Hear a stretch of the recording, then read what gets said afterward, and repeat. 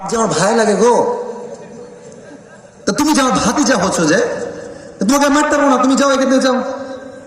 এটা কিন্তু আমি রাজশাহীর ভাষায় বলছি, ঠিক আছে, বাট এটা টিটকারি মারছে। মনে করেন যে এই কালো, তোমার কি নাম ভাই আমার? আচ্ছা, ওকে ধমক দিব না, বোঝাচ্ছি। এই মনে করেন যে আমি এই পাতে যাচ্ছি, মাহফিল শেষ করে বলছি, গিয়ে হুজুর জবের ব্যাপার ভালোই ওয়াজ করছেন দেখছে, কোরআনের সংসদে কোরআন লাগবে নাকি? খালি আপনি চান আপনাকে ঘিরে দিব, খালি জানি পাশে। আমি গেলাম খেতে, তো মারি করতে তো ব্যাপারটা হচ্ছে কি, ওকে আমি পাত্তা দিলাম না, গুনলাম না, আমি ওকে ছোট করলাম। তো আলীকে আমার বিন মারহাব ছোট বলে পাত্তা দিচ্ছে না। কি বলছো গো? আরে যাও, তুমি আমার ভাতিজা গো, তোমার চাচা লাগে আমি, আরে যাও। আমি না বাচ্চাদের গায়ে হাত তুলি না।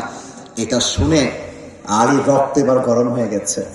আরে বেটা, যুদ্ধ করতে বয়স লাগে না, বুকের মধ্যে কয়টা দরকার হয়। আলী বলছে, তুই কাকে ভাতিজা বলিস রে? আরে না, একবার যুদ্ধ করে দেখ, একটা কোপ মারবো জায়গা মতো, তোর কয়লা 40 হাত দূরে ধরবে, আমার দিকে ইমান দিয়ে হয়। এবার আমার বিন মারহাবের রক্ত গরম হয়ে গেছে। ও যে কত বড় সাহস, তুই আমাকে মারবি? এই কথা বলার সাথে সাথে আলী এক মারাত্মক দামি কথা বলেছে। এই দামি কথা বলার জন্য আপনাদেরকে একটা প্রশ্ন করতে চাই। রংপুর থেকে আপনারা যদি উত্তর না দেন, তাহলে আমি বুঝবো আপনারা স্বৈরাচারের পক্ষ হয়ে কাজ করছেন। আপনারা কি স্বৈরাচারের পক্ষে না বিপক্ষে? যে যুবকটা 2 হাত পেতে দিয়ে বুকে গুলি খেয়ে শহীদ হয়েছিল, যুবকটার নাম কি বলন্ত সময়? তামিলের ভাই, আমি মিডিয়ার সামনে প্রশ্ন করেই ফেলি, আপনারা উত্তর দিবেন কিনা আমি জানি না, বাট আশা রাখবো উত্তর দিবেন। শহীদ অবস্থায় যখন রাস্তায় বের হয়েছিল, কারো বুকে শহীদ অবস্থায় গুলি করতে গেছিল? উত্তর দেন, গেছিল? কাউকে চাকু মারতে গিয়েছিল? আমার ভাই জাস্ট বলেছিল আমরা কোটার সংস্কার চাই, এটাই চাই। কোটা সংস্কার হয়ে যাবে, আমি Abu Saeed go back to home. আমার ভাই কারো গায়ে হাত তোলে নাই, আমার ভাই কাউকে গুলি করে নাই। আপনারা তার বুকে গুলি করলেন কেন? আমাদের দাবি তো সরকার নামিয়ে দেওয়ার দাবি ছিল না, আমাদের দাবি ছিল জাস্ট আমরা টোটাল সংস্কার চাই। এখান থেকে শিক্ষা একটাই, মুসলমান কাউকে হাত বাড়িয়ে মারতে চায় না, বাট মুসলমানকে যে হাত মারতে আসে সে হাত মুসলমান ভেঙে গুড়িয়ে দেয়। এটার নামে ইসলাম। আর বলছে আমর বিন মারহাব, আমি তোমাকে মারতে পারবো না আগ বাড়িয়ে, তুমি মারবা, then I will defence attack. তুমি মারবা, তোমাকে আমি আটকাবো, ওইটার সময় আমি অ্যাটাক করবো।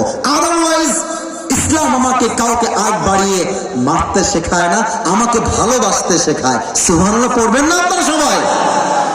এবার আমর বিন মারহাব এই কথা শুনে 2 ধাপ পেছনে গেছে। 2টা পা, 2 legs are attached together, 2টা পা একসাথে করেছে, একটা লাফ দিয়েছে জমিন থেকে উঁচুতে।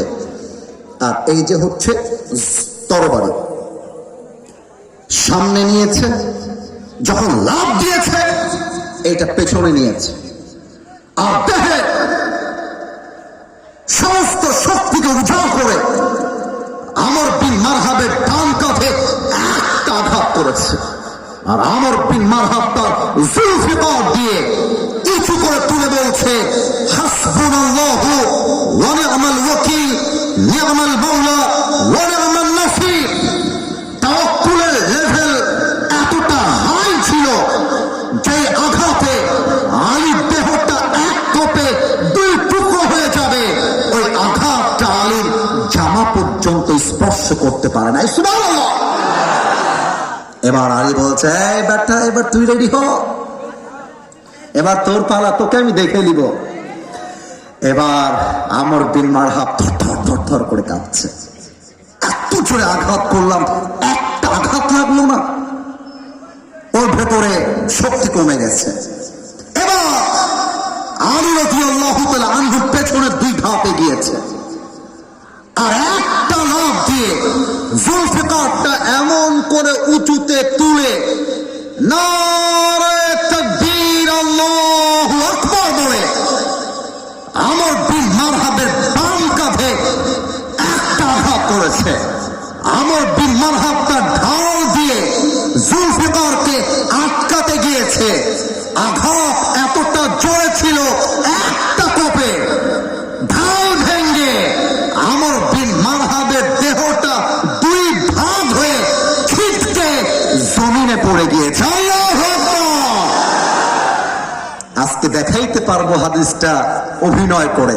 এটা যে আমার পায়ের জুতা দেখা যায়, বেয়াদবি নিবেন না, বেয়াদবি নিবেন না, আমি বোঝাবার স্বার্থে বলছি। আলীর পায়ে ছিল বুটের জুতা। এবার আলী আমর বিন মারহাবের দেহকে লাথাইতে লাথাইতে 2টা দেহকে একসাথে করেছে। এটা হচ্ছে আমর বিন মারহাবের বুক। আলী তার পা দিয়ে বুকে এমনে চাপা দিয়ে ধরেছে আর ডাক দিয়ে বলছে, এই বেটা, কাইফা তুকাতিলুনি আনতা তা'বুদু হাজারান ওয়া আনা আবদু রাব্বি মুহাম্মদ। এই আমর বিন মারহাব কাফেরের বাচ্চা, তুই আমাকে মারবি কেমন করে? তুই বেটা মূর্তির পূজারী, তুই বেটা পাথর পূজারী, আর আমি হলাম রব্বে কাবা, কাবার মালিক, আল্লাহ পূজারী, আল্লাহকে তাওয়াক্কুলকারী। আর মাথায় রাখবি, তোর মতো কাফের বেঈমান একজন ইমানদারের একটা চুল বাঁকা করবার কোনো ক্ষমতা রাখে না। এই কথা বলছে আর পা দিয়ে লাথি মারতেছে। এবার রাসূলকে বলছে, ইয়া রাসূলুল্লাহ, দেখেন আপনি তো আমাকে চান্স দিচ্ছিলেন না, দেখেন কি করছে একে। এবার রাসূল বলছেন, আলী, এটা তোমার কামাল নয়, এটা তোমার যোগ্যতা নয়, বরং তোমার সঙ্গে সাহায্য ছিল এক সত্তা। বলেন সবাই, তিনি কে? বলেন তো 50 বছর কোরআনের খেদমত করেছে আমার এই বাংলার মাটিতে।